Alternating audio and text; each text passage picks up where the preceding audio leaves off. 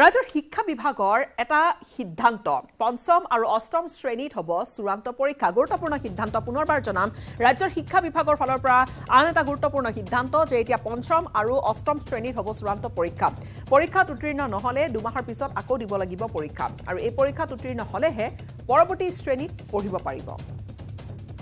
খুব গুৰুত্বপূৰ্ণ খবৰ এই মুহূৰ্তত জনাম দৰ্শকক এটা সিদ্ধান্ত ৰাজ্যৰ শিক্ষা বিভাগৰ দুটাকৈ পৰীক্ষা হ'ব দুটা ক্লাছত এটা ক্লাছ 5ত পঞ্চম শ্ৰেণীত আৰু দ্বিতীয়টো পৰীক্ষা অষ্টম শ্ৰেণীত আৰু তেওঁলোকৰ বা ছাত্ৰ-ছাত্ৰীৰ যদি এই পৰীক্ষাত যদি তেওঁলোকে ভাল ফলাফল দেখুৱাবলৈ নোৱাৰে বা তেওঁলোকে উত্তীৰ্ণ হ'বলৈ নোৱাৰে তেনেহলে দুমাহৰ পিছত এটা সুযোগ থাকিব উত্তীৰ্ণ হ'বলৈ দুমাহৰ পিছত এটা পৰীক্ষাত বহিব লাগিব আৰু তাতো যদি নোৱাৰে এই পৰীক্ষাত উত্তীৰ্ণ হলেহে আসলতে পৰৱৰ্তী শ্ৰেণীত পঢ়িব পাৰিব আমাৰ এলিমেণ্টাৰী সেকশনত আগতে যেনেকৈ পাছ ফেইল নহৈছিল এতিয়াতো আমি সিদ্ধান্ত ললো পঞ্চম শ্ৰেণীত এটা চূড়ান্ত পৰীক্ষা হ'ব য'ত পাছ ফেইল হ'ব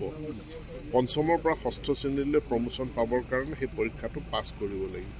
অষ্টমৰ পৰা নৱমলৈ পাছ কৰিবৰ কাৰণেও পৰীক্ষা লাগিব আৰু নৱম শ্ৰেণীতো বছৰেকীয়া পৰীক্ষা অনুষ্ঠিত হ'ব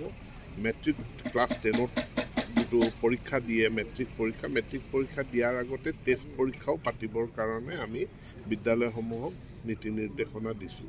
একেধৰণে একাদশ দ্বাদশ দুইটা শ্ৰেণীতে বোৰ্ডৰ পৰীক্ষা অনুষ্ঠিত কৰাৰ কাৰণেও আমি পৰিকল্পনা কৰিছোঁ